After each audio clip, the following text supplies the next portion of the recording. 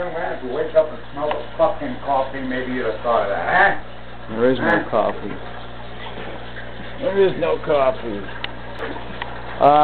Here we go. Embracing Judaism. Simcha Kling. And here's this little piece out of here. Talmud Torah study.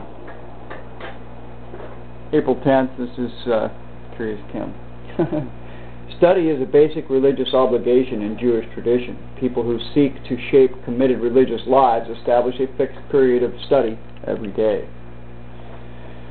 The Bible, especially the Torah and the Talmud, are their obvious choices, but they study other texts as well. Religious fulfillment requires more than the performance of ritual or ethical obligations. It must include dedication to Torah. The rabbis long ago asserted that ignorant people cannot be truly pious. Judaism cannot survive without learning. A well-known Talmudic story dramatically illustrates this conviction.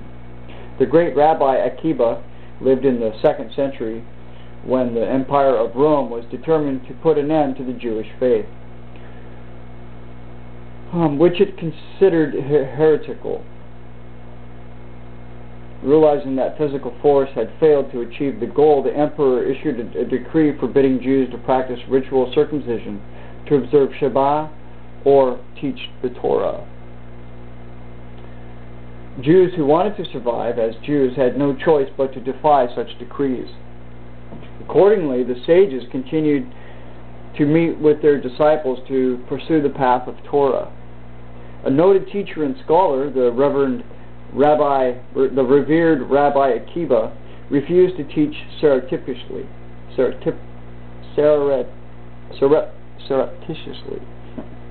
He met his students openly. One of his friends, aware of the consequences of this act, urged him to desist. Rabbi Akiba responded with this fable. A fox on a riverbank noticed the frantic movement of fish in the water.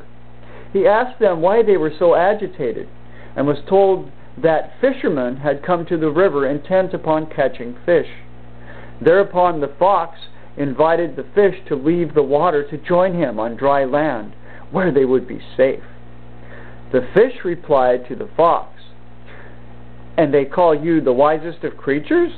If you cannot survive in the water, if we cannot survive in the water, which is our natural habitat, we surely cannot survive outside it."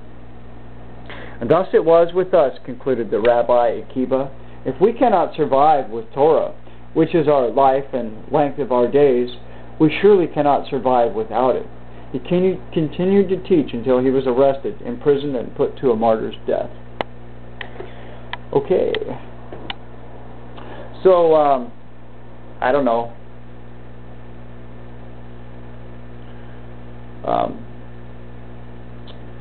I think the fox would have ate the fish. But I like the early part where it's talking about, study, man. Study books, all kinds of books, different kinds of texts and all that to learn, broaden your mind, learn different points of view, so that someone isn't so narrow-minded. Study lots of different texts, lots of different ways of thinking, ways of life. Study, research, learn, practice. Practice. Keep an open mind.